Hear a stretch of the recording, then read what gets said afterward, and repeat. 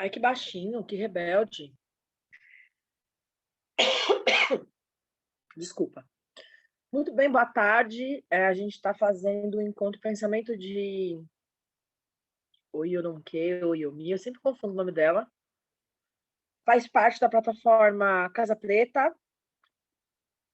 Desculpa, eu estava engolindo alguma coisa ali rapidamente.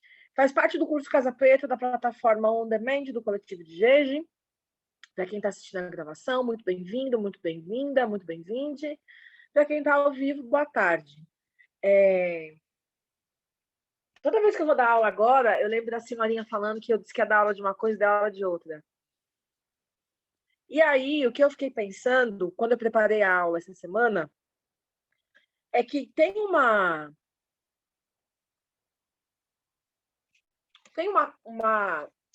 convocação no pensamento dos intelectuais não ocidentais, ou daqueles que são ocidentais, mas fazem crítica ao ocidentalismo, que me parece que é a convocação de pensar as categorias dadas e consolidadas no pensamento ocidental.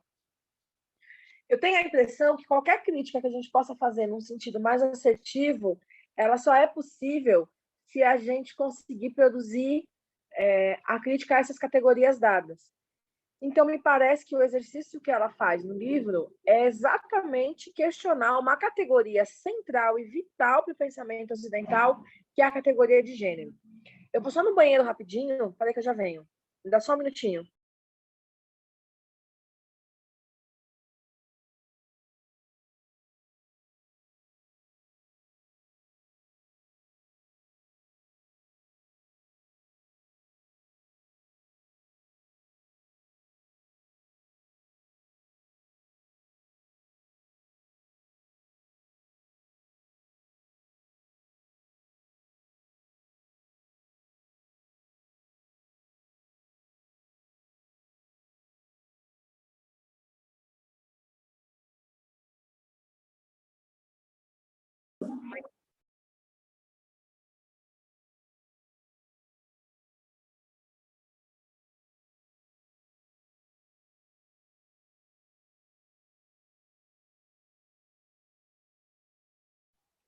Pronto. Eu estava até lembrando, eu não sei se vocês já ouviram o Ayrton Krenak falando sobre aquele livro dele, Ideias para o Amanhã. E uma das coisas que ele vem apontando, na verdade, ele já vem falando isso há algum tempo, não é uma novidade no pensamento nem na escrita dele. É sobre o quanto nós estamos vivenciando um período histórico de deslocamento, de disruptura. A gente está vivenciando um período histórico que nos convoca a repensar o que a gente tem produzido enquanto história. Talvez isso tenha a ver com as mudanças históricas que a humanidade está sujeita de tempo em tempo, como foi, por exemplo, quando surgiu o iluminismo. Claro que as classificações históricas elas são feitas a posteriori, né? Mas talvez seja esse o processo que a gente está vivenciando, um processo de mudança e de ruptura.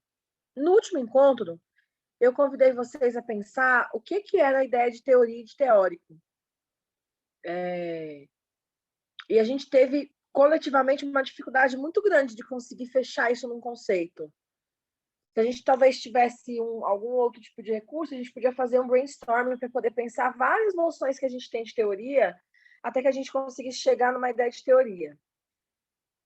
E aí eu quero, então, fazer a pergunta inaugural do nosso encontro: o que é gênero? Talvez essa seja um pouco mais palatável para ser respondida.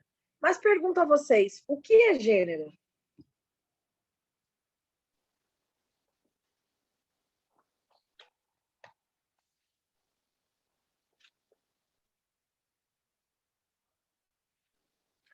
Nossa, meu Deus. Jaque, Eu tá me acabei de lembrar um ouvindo? negócio que eu esqueci. Cacete. Mas, enfim, voltando para a aula. O que é gênero? Muitas de nós aqui somos estudiosas do campo do gênero. O que é gênero? Bom, na minha concepção, gênero é quando a gente... Eu acho que eu não consigo ouvir se tem alguém falando. Espera só um pouquinho. Vamos lá, tenta de novo. Tá me Acho que é ouvindo a Lê. agora? É, tô tentando falar, mas é que eu tô no celular, daí tá um pouquinho complicado para mim. Oi, Sheila, tudo bem? Tudo, tô ouvindo. Então, gênero é quando a gente classifica a anatomia macho, né? A anatomia fêmea, né? Pelo menos é isso que ela coloca no livro, né? Categoria de gênero. Homem, mulher. Mas no livro dela, ela coloca essa questão como uma questão ancestral, né? Aí, homem. Eu acho que a gente está indo um pouco rápido e a gente podia voltar a umas casas. Tem uma definição da ideia de gênero, que é a definição que ela faz a partir da experiência nigeriana tradicional, e tem uma casa Isso. anterior, que é a ideia de gênero no Ocidente. A ideia de gênero no Ocidente não sei nem se a Sheila ia falar alguma coisa, eu não estava ouvindo, porque eu não estava ouvindo mesmo o áudio. Mas a ideia de gênero no Ocidente é uma ideia que é construída social e culturalmente. Ela se baseia nos marcadores, biológicos do lugar de gênero, mas tudo aquilo que a gente identifica como algo do gênero é uma construção cultural e social do Ocidente. E é justamente essa problematização, me parece, que ela está fazendo ali, mas continuando o raciocínio.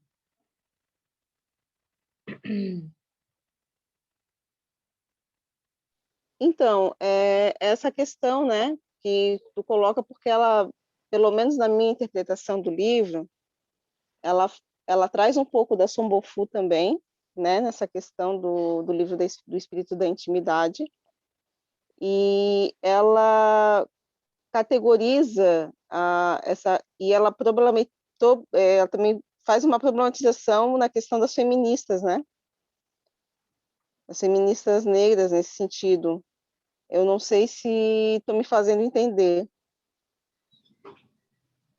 Tá se fazendo entender, mas eu acho que o que eu estou tentando trazer para a gente pensar ainda é um negócio que está anterior a isso. Para a gente poder fazer uma crítica, porque o que a gente está falando é lugar de enunciação. Então, Uhum. eu não quero, ela fala de um local de enunciação, que é o local da experiência tradicional das mulheres, ou daquilo que é entendido como mulheres na sociedade tradicional nigeriana. Sim. Então, ela faz uma crítica que é de fora para dentro.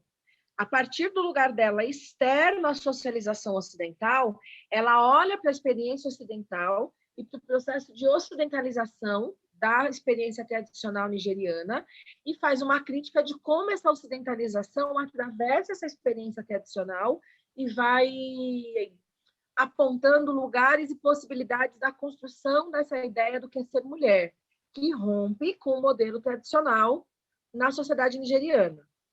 Para que a gente consiga fazer o exercício da crítica, como talvez fosse interessante ser feito, a gente precisa voltar algumas casas, porque nós estamos dentro.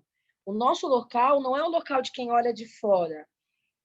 Talvez o nosso local seja o local que a Patrícia Hill Collins chama de outside inside. A gente está dentro e fora, porque tem um lugar de gênero que fala da experiência das mulheres, mas nós não somos mulheres, nós somos negras. Então, ao mesmo tempo que nós estamos enquadradas dentro da categoria gênero mulher, ao mesmo tempo nós estamos excluídas dessa categoria porque nós temos uma categoria racial que anula a nossa categoria de gênero. Não sei se faz sentido. Para mim, total. É essa a ideia da construção de uma noção de feminilidade a partir do lugar de mulher negra. O que eu estou talvez propondo para a gente fazer é, então, esse movimento da gente entender como é que a noção de gênero se consolida dentro das relações ocidentais e o quanto, apesar de estarmos fora desse lugar do gênero, pelo nosso lugar racial, nós o tempo todo nós estamos inseridas e convocadas a disputar esse lugar do gênero com as mulheres brancas. E talvez eu ache, me ocorreu esse pensamento agora, que essa reflexão seja um ponto importante, antes até mesmo de chegar na discussão do livro, justamente porque ela parte de um outro lugar que não é o nosso para poder pensar a ideia do livro. O que talvez porque eu estou pensando isso agora, não tinha pensado isso antes, seja um ponto para a gente considerar, e que eu acho que isso é importante, é a problematização da ideia de como nós pensamos gênero. E esse duplo lugar de dentro e fora que nós estamos nas relações de gênero. Eu não sei se você quer trazer mais alguma coisa, se a Sheila queria falar e eu interrompi. Não, eu não queria falar, não. Não?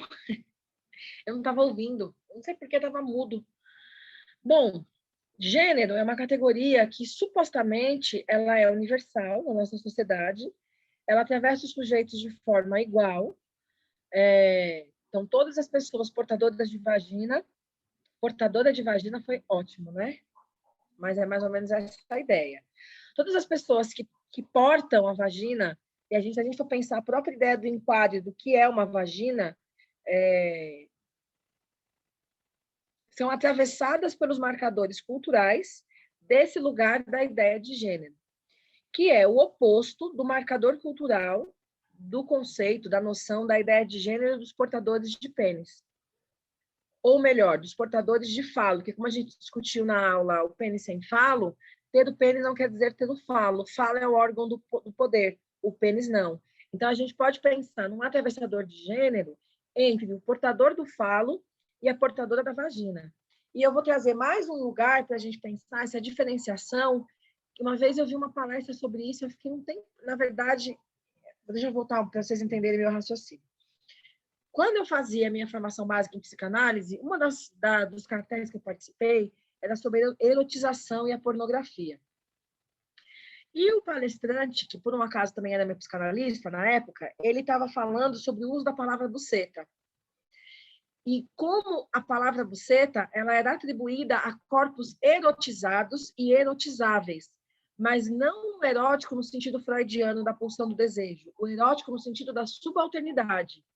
Porque um corpo erotizado e um corpo erotizável na nossa sociedade é um corpo que tem que estar à disposição do falo, em todos os sentidos possíveis e imagináveis, desde o próprio ato sexual em si, até os valores relacionais que esse corpo recebe como um atributo, por exemplo, de ostentação do lugar da masculinidade.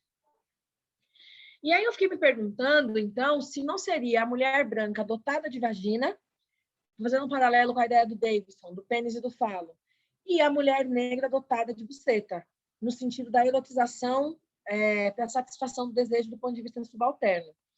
Então, talvez a gente possa pensar que, inclusive, se a gente for pensar na ideia da fetichização dos corpos trans, que, então, a buceta ela deixa de ser o objeto objetal, como a gente falava em algum lugar, em algum encontro essa semana, como o foco da construção biológica do gênero, para ser o foco social do lugar do gênero como um lugar de satisfação do falo. O que eu quero trazer com essa ideia?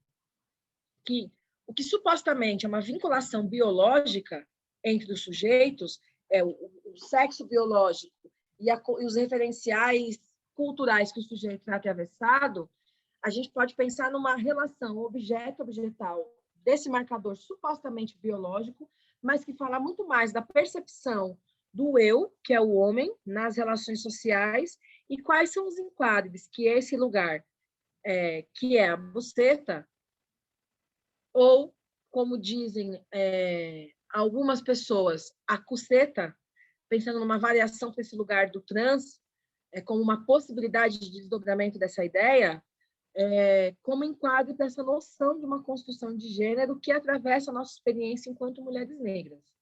Se eu posso fazer uma crítica ao livro da Oiê, é justamente o fato de que ela neutraliza a questão racial quando ela vai pensar a questão de gênero. Ela coloca gênero numa categoria universal, ela não problematiza o lugar da racialidade, e ela aponta que essa noção de gênero no Ocidente ela é prejudicial porque ela coloca a mulher... Não é nem que é prejudicial a palavra adequada que eu queria usar. Mas eu acho que a problematização que ela faz é justamente a ideia de universalidade, e ela desconsidera o atravessador da racialidade. Porque mesmo que no nosso lugar de gênero feminino, a gente esteja numa categoria universal dessa experiência do gênero, o nosso lugar de raça nos aproxima muito mais das experiências africanas do que da experiência ocidental.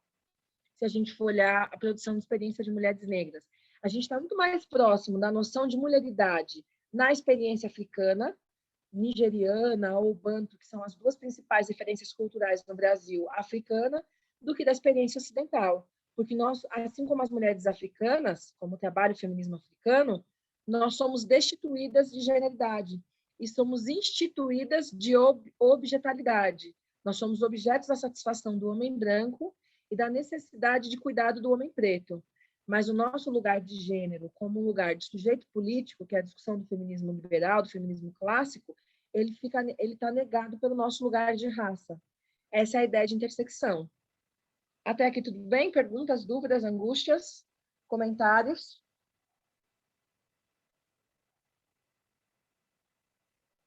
Jaque, eu penso, na verdade, no livro dela, sendo que ela fala de uma maneira realmente africana, mas de uma forma falando de orixá. Eu não sei se isso casa com o que tu está falando ou se eu estou equivocada. Como assim? Porque, por exemplo, né, ela como ela fala na questão de que na categoria não há gênero, né, e ela tira essa questão da feminilidade do Ocidente, né, o que eu interpreto, né, é uma questão que ela fala de uma questão espiritual. Por exemplo, orixá não tem gênero, né, então a gente fica não sabe se é uma anatomia macho ou uma anatomia fêmea. Eu não sei se eu estou problematizando ou se eu estou equivocada no pensamento que tu está trazendo. Eu acho que você está trazendo uma contribuição que ela é bastante significativa, porque a gente tem uma tendência, pelo nosso lugar político de mulheres negras, a nossa dificuldade de conceituar o que é um teórico tem a ver com isso que eu vou dizer agora. E aí a gente tem um movimento intelectual natural de ler os autores como se eles fossem Bíblia. E aí a gente não problematiza o pensamento do autor ou da autora. A gente tem uma preocupação muito grande em decorar tudo que ele está dizendo, ao invés de problematizar as categorias que ele está trazendo, que eu acho que é o exercício que nos ajuda a produzir pensamento crítico, a problematização dessas categorias. Então, eu acho que a questão que você traz contribui para esse exercício que eu considero fundamental de problematizar. E a gente tem que problematizar todo mundo. De Angela Davis a Lélia Gonzalez, a gente não pode ler essas mulheres como se elas fossem deusas intocáveis e que o pensamento delas é não precisa de correção, não é correção, não precisa de discussão, são pensamentos inquestionáveis.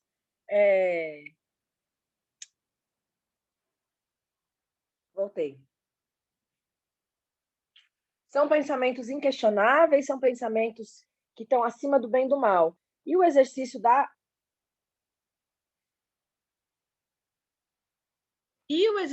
da produção intelectual, da formação do intelectual, do desenvolvimento do pensamento crítico, é justamente a habilidade de produzir a crítica sobre essas coisas. Então, toda essa introdução é para dizer que eu acho que o que você traz é bastante fundamental. Porque tem um ponto que é a percepção, é isso, a gente está lendo uma autora que está falando de um lugar que não é o nosso lugar, e eu vejo que tem um movimento, que é um movimento que tem com a Grada, com o Fanon, com a Davis, de incorporação das categorias de análise que esses autores trazem, sem que haja uma problematização com o nosso lugar. Então, tem uma contribuição significativa que ela traz para as discussões acerca do gênero na sociedade brasileira, mas que não é tal e qual ela está pensando nas questões dela. Então, por exemplo, na nossa experiência, o culto ao orixá é um local de deslocamento. Eu vou para o terreiro. Eu saio da minha casa e vou para o terreiro fazer rituais e depois eu volto para a minha casa. Alguns rituais voltam comigo, outros rituais ficam no terreiro. E eu paro a minha vida para vivenciar essa experiência. Eu paro por um dia, por 21 dias, por 15 dias, por 10 dias. Porque a nossa experiência ocidental religiosa é uma experiência externa. Ela precisa ser feita e vivenciada com algo que vem de fora e mobiliza o sujeito internamente. Eu não sei se fica claro isso.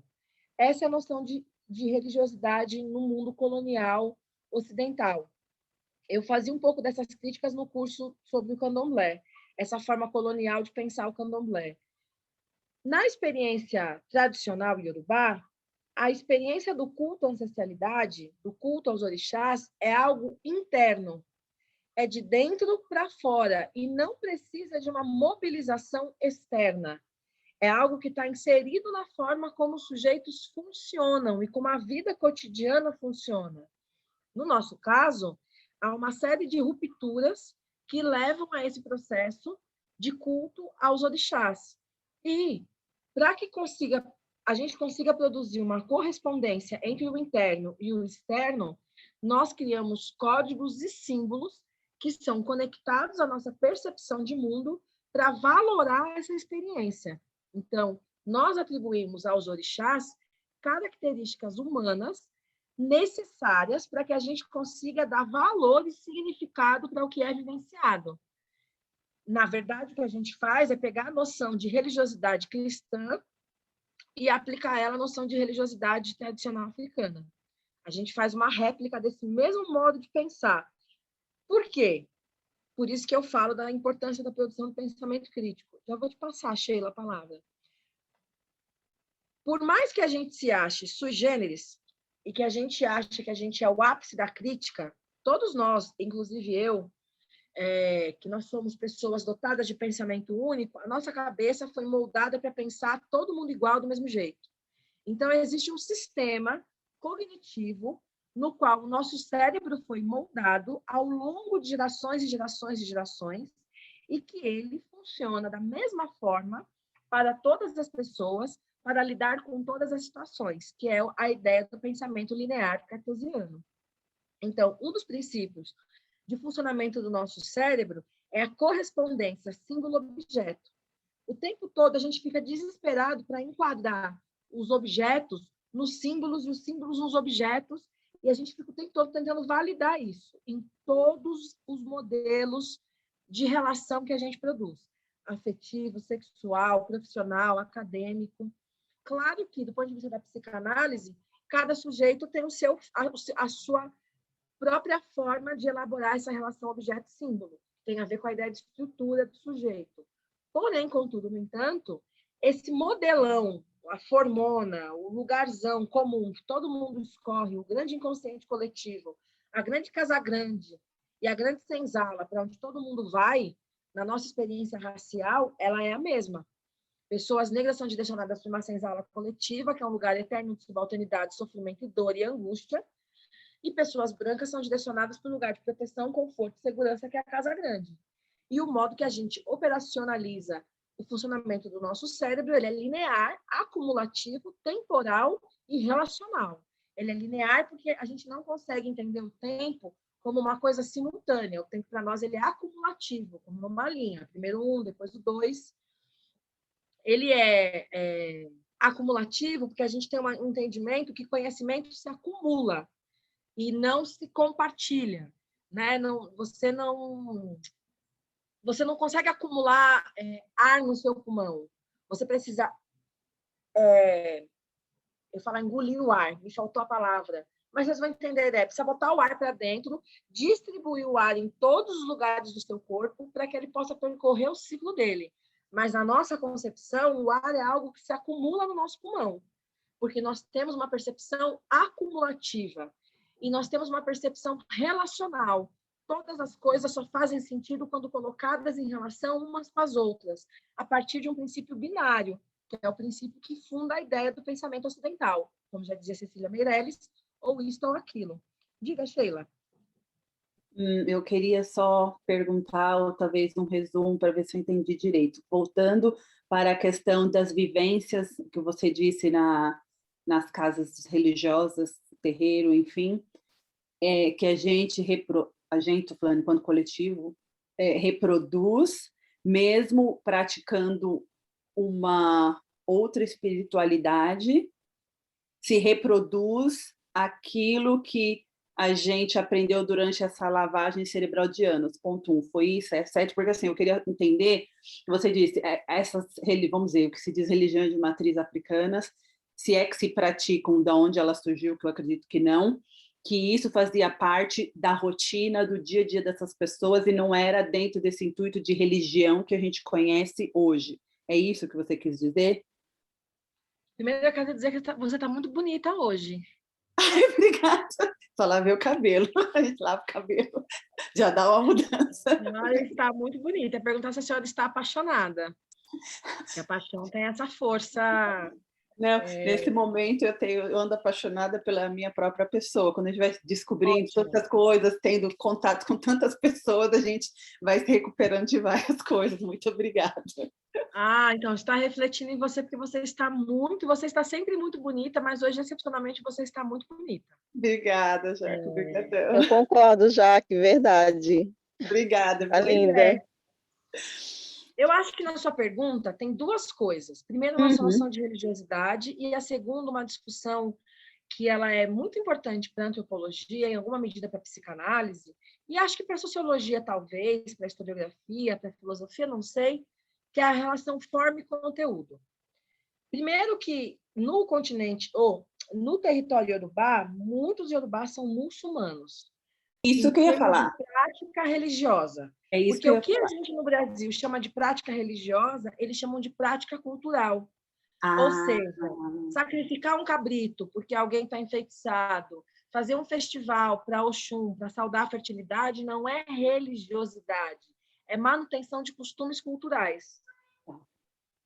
Para nós, com o processo de reorganização territorial no contexto da escravidão, manter essas práticas culturais foi um instrumento para manter uma identidade racial, uma identidade territorial, porque eram elementos que não precisavam de objetos, a não ser a experiência do corpo, aquilo que se fala, aquilo que se dança, para se manter vivo. Então, o candomblé, as religiões de matriz africana, são os nossos mecanismos de manutenção corporal da nossa presença, memória e identidade africana. A questão é que, quando a gente pensa forma e conteúdo, não dá para a gente pensar a produção cultural dentro de uma sociedade estruturada em lugares de poder e de controle, sem que essa produção cultural dialogue com essa forma de produção. Tem um texto da Davis, de 68, nossa, eu amo esse texto, que ela faz, me chama Palestra sobre Libertação. Na verdade, o que a Davis está fazendo é retomando uma ideia do Herbert Marcuse, que está lá no Unidimensional Man, que é a ideia de unidimensionalidade, e propondo uma leitura racializada dessa experiência. Qual que é a grande crítica que o Marcuse faz? Ele vai dizer assim: o que as pessoas não entendem é que o modo de produção capitalista determina o modo de produção racional, cognitivo do sujeito. As pessoas acham que o estilo de vida fabril, do trabalho fabril, da organização da indústria, só afetou a economia, mas ela moldou a forma como a nossa cabeça pensa o mundo, produz o mundo e se relaciona com o mundo. E ele vai usar um exemplo das implicações técnicas da tecnologia nas relações sociais, e ele vai falar dos relacionamentos. Ele vai dizer que, cada vez mais, ele está falando isso em 1958, cada vez mais relacionamentos são lugares de administração eficiente. Ou seja, um relacionamento ele precisa funcionar dentro de um planejamento estratégico. O casal tem que ter as mesmas metas, o casal tem que ter o mesmo desejo, o casal tem que ter o mesmo plano de vida, e é preciso uma certa administração racional dos afetos.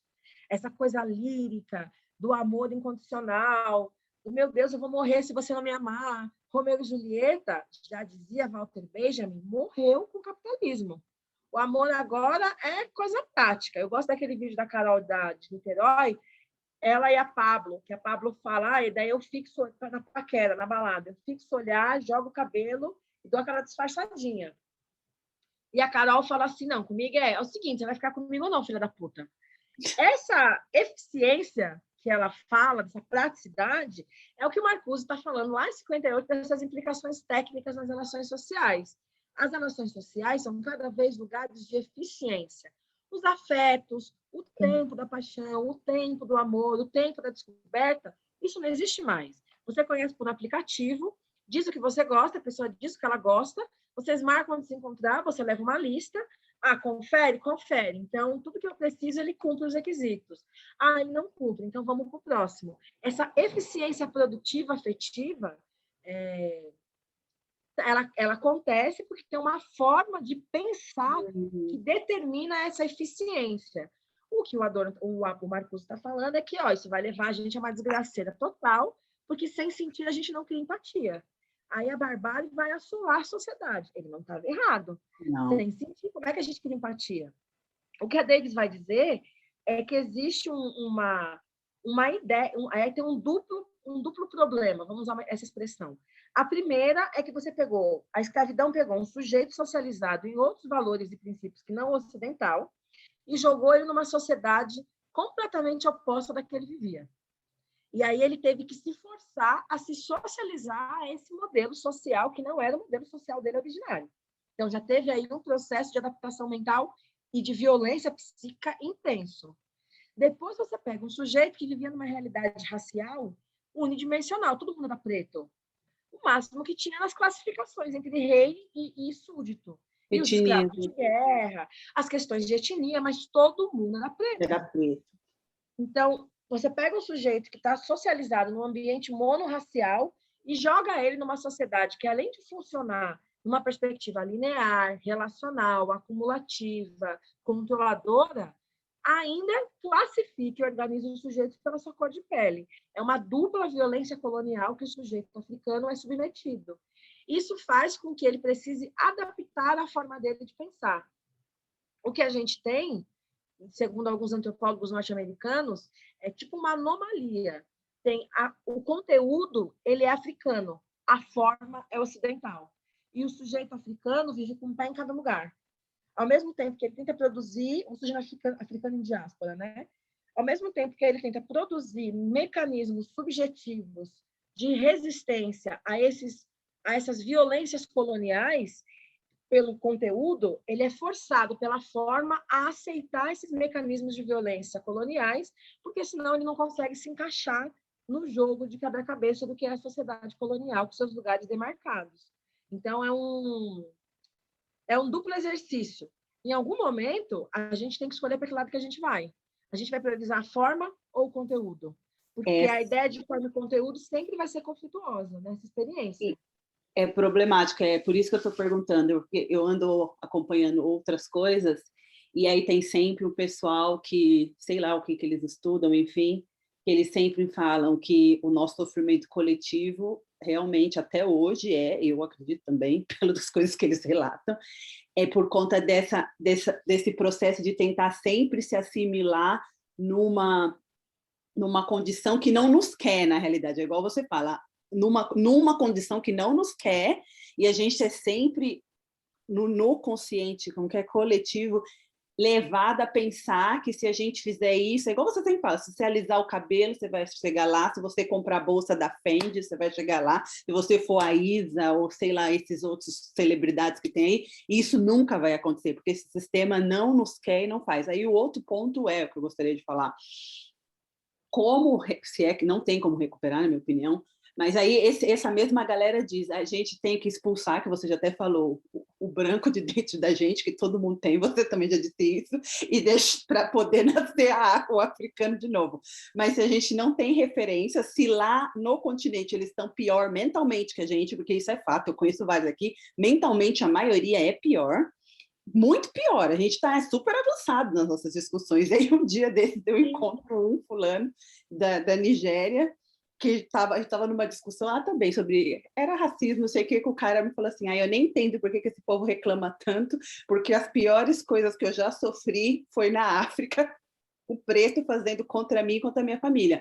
Por quê? Igual você falou, eles não têm essa noção, e ele só falou que ele só foi se ver preto depois que ele saiu da Nigéria, no caso, e foi para a Europa, porque até então os problemas dele sempre foi causados por preto. Mas eu falei, mas lá você não era preto, você é de uma etnia, que é Igbo, ele é verdade. Porque eles não sabem. Eu também participei de uma reunião com uma mulher aí do Brasil também, de Cabo Verde, algum lugar que fala português, que foi para o Brasil, que aí ela foi entender o que era racismo, porque aí ele sofre, esse preto daí sofre de os que vem de África. Porque eles também não têm na mente deles que, não, eu sofro porque eu sou preto. Eles só sabem que eles são pretos quando eles saem de lá. Então, para onde que a gente vai recuperar o que se a gente também não tem nenhuma referência, se as pessoas de lá estão pior mentalmente que a gente, por conta de religião, por conta que eles são controlados muito mais profundamente até hoje? Essa é a minha Eu acho questão. que tem uma coisa que você está dizendo.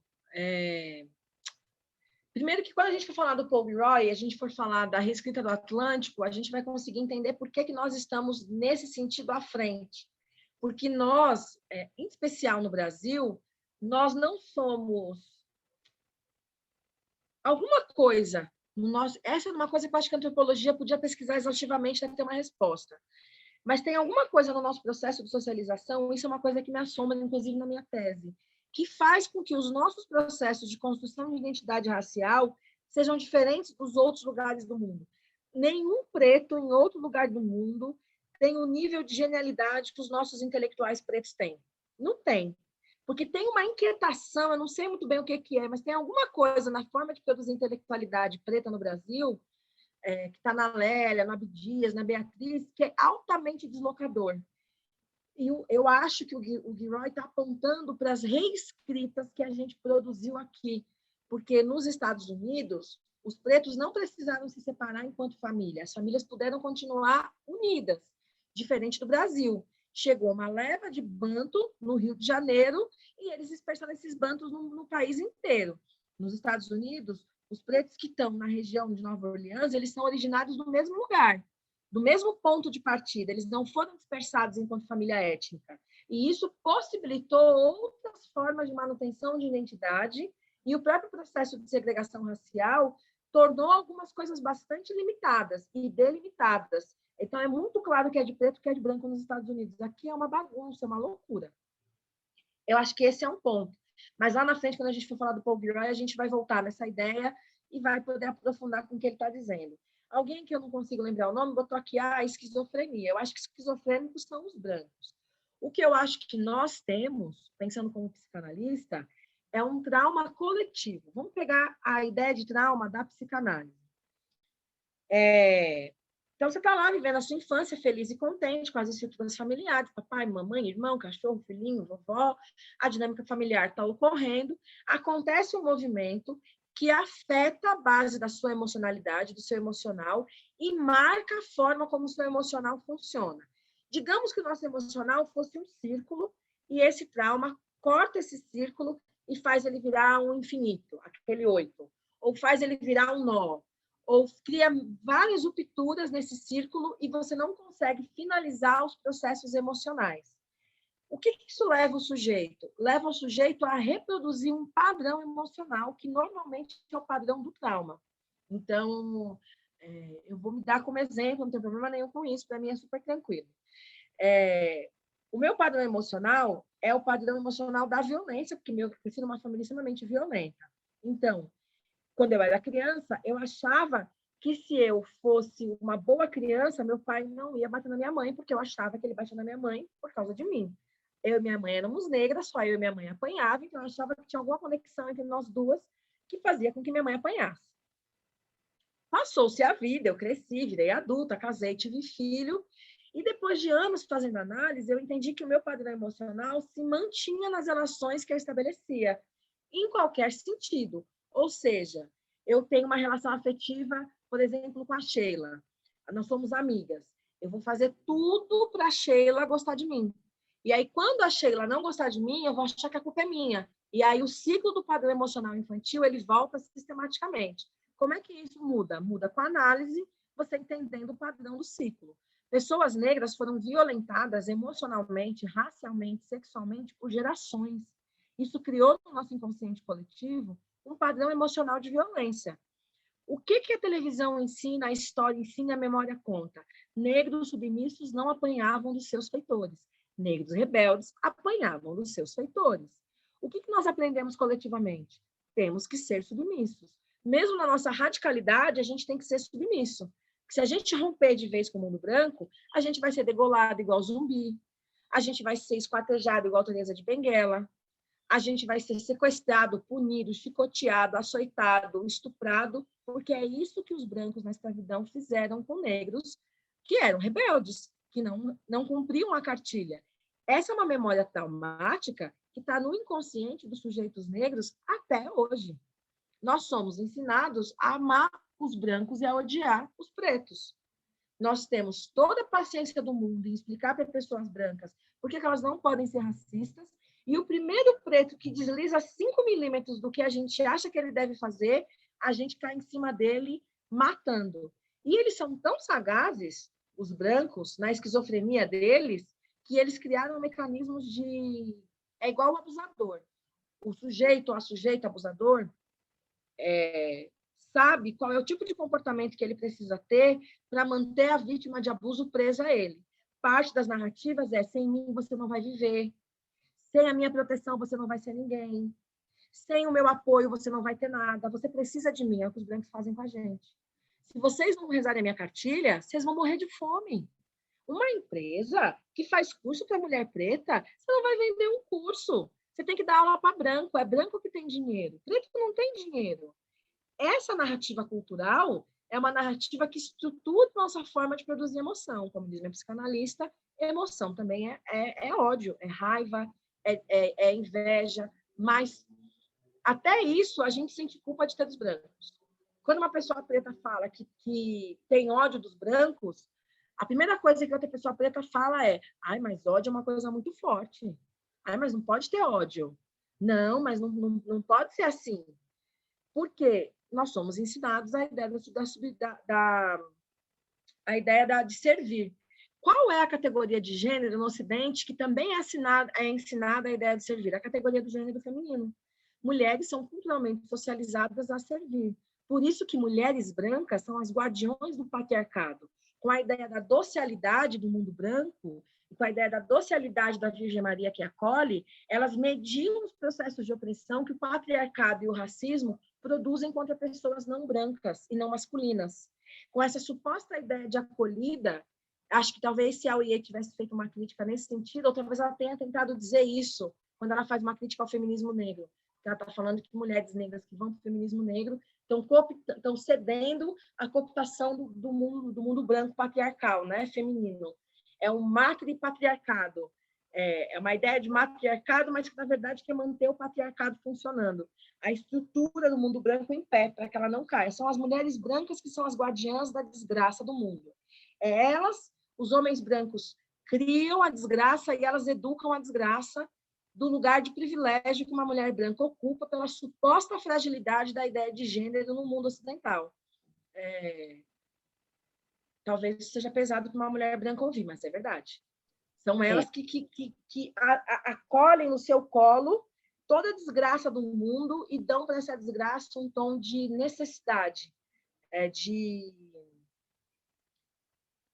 não é necessidade a palavra certa, mas de algo inevitável. É inevitável que isso de fato aconteça e elas garantem essa manutenção. Fala, Sheila. Eu não quero monopolizar o negócio, mas você tem falado tanta coisa que aí eu lembro, recapitulando o que você disse de todo esse trauma coletivo. Eu estou lendo um livro que se chama Síndrome de... não sei em português. Síndrome traumática pós-escravidão. Vamos ver, a tradução é essa, eu não sei em português, nem sei se tem em português, enfim. E que é uma mulher também, acho que ela é psicóloga, e ela diz dos padrões coletivos, de como a gente trata as nossas crianças desde quando elas nascem, dos menores comportamentos, como a gente trata o outro preto, que esse negócio aí que você falou de denúncia, de sempre colocar o outro, que fala assim, o que eles chamam auto-ódio, que se diz, né, self-hatred, que eles falam, ela fala muito isso, é uma teoria, mas assim, lendo são os padrões, quem é preto e convive com preto sabe que é verdade, assim, não adianta falar que nunca viu esse tipo de coisa, e é bem isso que você está falando, esse padrão coletivo, que não importa onde as pessoas pensam dessa maneira, igual você falou, e esse negócio de colocar para baixo, igual você falou, você com o seu business, quem são os primeiros a vir querer jogar, como diz a minha mãe, um balde de água fria? Os próprios pretos, por isso que a gente não consegue se liberar nem economicamente, na verdade, porque criatividade, como que a gente sobrevive num lugar, nem no Brasil, no mundo inteiro, oportunidades são mínimas, a gente é sempre escorraçado, não tem os melhores empregos e conseguir estudar, você, enfim, as pessoas estão fazendo alguma coisa em lugares que não nos dão oportunidade, você já nasce perdendo não sei quantas vezes. Então, criatividade a gente tem, se a gente se juntasse realmente com aquela coisa que tem esse povo que são os ditos radicais, que eu concordo com eles, que é arrasta primeiro, a gente conseguiria se libertar desse sistema, na verdade, mas eu vejo que no coletivo se sofre a questão, tipo assim, que tem um negócio que é síndrome de Estocolmo. É síndrome de Estocolmo, você falou. Sabe que não dá, mas continua tentando, batendo, e é igual você falou, e eles usam também disso até da maneira mais violenta, igual você falou, quando você quebra ou você tem a boca muito grande, eu estava lendo também alguma coisa assim, que todos os líderes que eles mataram agora, vamos dizer, nos Estados Unidos foram os que foram mortos, eles matavam e depois estampava no jornal o corpo deles para poder, tipo assim, se você é negro, se você fizer isso, é o seu fim que você vai ter. Ninguém, quando morre, eles mostram o corpo com tiro, aquela coisa, assim, igual foi com o Steve Biko. Eles podiam matar o Malcolm X em qualquer situação, mas eles mataram o Malcolm X no púlpito. Isso. Maior do que esse? Isso, e as fotos que os jornais fazem, foi numa das minhas reuniões, eles falaram, todos eles, o Steve Biko, ou esses últimos, são os mais conhecidos. O Marighella, o Malcolm X, o Martin Luther, eles mostram isso, eles mostram o como que é o nome? O corpo, né? Naquele estado deplorável, assim, com a boca toda aberta, assim, quando você vê um defunto, para mostrar, se vocês fizerem alguma coisa, é assim que vocês vão ter. E isso se leva, talvez geneticamente, talvez, mas, infelizmente, eu sou a favor da violência, mas eu não vou... eu vou parar por aqui para não acabar.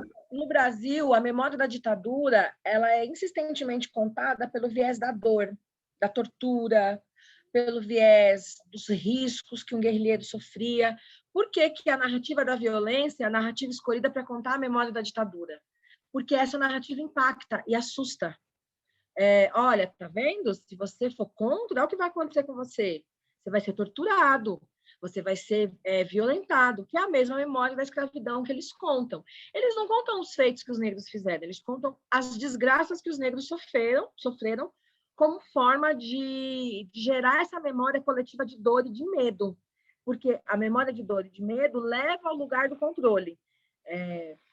Por isso que a gente bate no filho mais velho, que é para o mais novo ver e ficar com medo, porque é o processo de socialização. Agora, pensando com a psicanálise, esses elementos, e aí eu vou até ler quem colocou isso, porque eu achei bastante curioso. A Val colocou que os judeus criaram, eles falam desse trauma coletivo do Holocausto de uma forma bem assertiva, bem aberta. Pensando com a questão da psicanálise, e eu acho que esse é o ponto fundamental e é o ponto da quebra, é tornar isso consciente. As estruturas que vão formar a nossa base emocional, nós somos sujeitos emocionais. Tudo em nós é uma resposta emocional ao mundo externo. A gente pode se achar a pessoa mais racional do mundo, mas tudo em nós é uma resposta emocional. Os nossos adoecimentos, nossa capacidade de fazer dinheiro, por isso que tem coach de educação financeira, tem curso de educação financeira, a nossa capacidade de amar, de receber amor, nossa capacidade criativa de produzir, de escrever, de estudar. Por isso que quando nós temos uma relação ruim com os nossos professores, a gente tem um baixo desempenho acadêmico, porque nós somos pessoas emocionais. Porque a base emocional é a estrutura da nossa carcaça física, é a estrutura emocional, já diria Freud. Então, sujeitos socializados numa sociedade estruturalmente violenta vão ser sujeitos estruturalmente violentos e violentados, dependendo do lugar que eles estiverem na estrutura. Sujeitos emocionalmente violentados, como mulheres, como população LGBT, como a comunidade negra, são pessoas socialmente frágeis e que têm uma dificuldade maior em criar respostas coletivas. Por quê? Criar resposta coletiva implica reconhecer-se no outro. E reconhecer-se no outro implica um processo de socialização onde o outro é colocado como alguém acessível. Se a ideia dos relacionamentos é algo manejável, administrado, burocrático, deu certo, não deu certo, o outro ele só vai ser acessível para mim a partir de códigos estabelecidos na relação. Só que tem questões que são anteriores até o nosso nascimento, que vai estruturar as nossas relações sociais. O nosso lugar de classe, o nosso lugar de raça, o nosso lugar de gênero, são fatores anteriores à nossa vinda ao mundo, que vai determinar os lugares que a gente acessa e as possibilidades de acesso. Aquela coisa, homem não chora, menina chora, isso é código de gênero anterior ao nascimento, que diz como cada um vivencia ou não a sua afetividade. E aí, eu acho que para poder... A gente pode fazer no ano que vem uma segunda rodada, no ano que vem, em nome do Senhor, uma segunda rodada do livro para pensar outras coisas, mas é porque eu acredito que não dá para pensar as categorias do livro que ela está trazendo sem a gente ter claro o nosso ponto de partida, porque ela olha a sociedade ocidental de fora e nós estamos aqui dentro.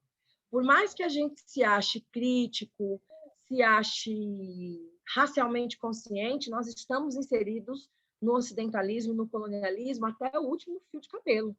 A nossa forma de pensar é uma forma de pensar colonial.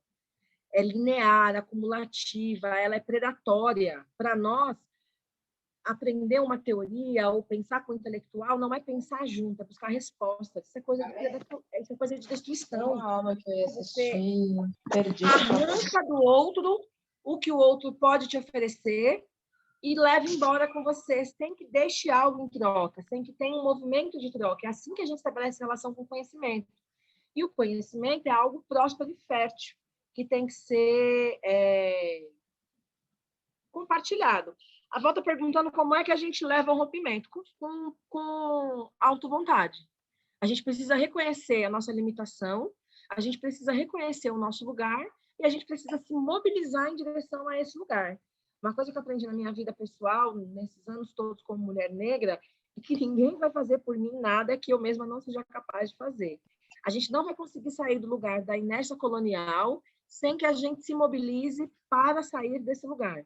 Não tem intelectual que vai fazer isso pela gente, não tem psicólogo, psicanalista, professor, marido, mulher, colega. Não existe ninguém a não ser a gente mesmo, criando a nossa capacidade de enfrentamento. E isso não é pouca coisa, não. Romper com o mundo branco e negar o mundo branco é uma coisa trabalhosa. Porque a gente tem pai branco, irmão branco, primo branco, filho branco, companheira branca, a gente tem amigos queridos que a gente gosta que são brancos. Então, romper com o mundo branco e dizer, a partir desse momento, eu vou buscar construir outras referências que não são essas que estão dadas, elas exigem muito repertório emocional. Porque o mundo é deles, né? Nós estamos no mundo que é deles. E é um processo que ele é longo. E que eu entendo, na minha jornada, que ele só é possível se ele for coletivo. As pessoas dizem para mim assim, nossa, o DGG é muito importante na minha trajetória. E eu fico muito feliz em ouvir isso. Mas, se não fosse o DGG, eu acho que eu já teria me enlouquecido ou me matado. Porque eu só consigo ver sentido na possibilidade de construir uma vida próspera, e não é de dinheiro que eu estou falando, se isso pudesse ser feito num espaço coletivo, aonde a gente possa ser igual. Ser igual não é ter igualdade, negar a diversidade. Ser igual é onde a gente possa se olhar no olho e se reconhecer na beleza, na inteligência, na afetividade do outro. Isso é uma coisa que o mundo branco não tem. No mundo branco você vale o que tem, né? Como diz o Rap dos Racionais. Depois de todo esse prólogo, desabafo, acho que tá bom, né? Para uma sexta-feira à tarde que a gente já pode encerrar. Já que eu tinha uma pergunta para fazer. Então, é porque trazendo, né, o que tu falas da questão de africanidade, da questão de no processo anticolonial, até que a Sheila comenta, né, que é muçulmano e que tu também confirma. E quando tu fala nesse projeto de coletividade, eu fico pensando numa questão de tipo, será que não seria, por exemplo, da gente romper com tudo isso, fazer uma comunidade nossa? Sim. Seria algo possível? Então, Como fala, né? Porque o Dijeje é isso, né? O Dijeje é uma comunidade que traz esse conhecimento para a gente. Mas quando eu falo nessa questão de comunidade, é uma comunidade, tipo, aí vem a loucura, aí vem uma loucura minha, né? Tipo, de viver em comunidade mesmo, junto, para romper com esse mundo ocidental, embora a gente vá estar no mundo ocidental. Não sei se eu me fiz entender. Então, eu acho que são utopias como essas que fazem a gente seguir produzindo formas de enfrentamento, existência, afeto e resistência. Eu não acho que... Jaqueline, né? Eu, Jaqueline Conceição da Silva, eu não acho que a gente consiga criar um mundo dentro do mundo ocidental. Eu acho que isso é o ápice do ápice da utopia, porque nós estamos adoecidos. Nós precisamos nos curar, e essa cura ela é um processo individual. Não existe a ideia de amor preto cura, tanto amor preto sexual quanto amor preto afetivo, relacional. Como é que duas pessoas doentes vão se curar? Não tem como. Ninguém se alguém se corta e faz uma ferida feia, alguém precisa conhecer uma forma de curar aquela ferida, porque senão aquilo vai apodrecer. Então, eu acho que a gente ainda está longe, talvez seja possível, mas eu acredito que a gente pode criar formas de autocuidado. Isso é fundamental, nós precisamos criar formas individuais de autocuidado, nos conhecer, a ideia de autoconhecimento, essa jornada no Rio da Oxum, para que a gente possa...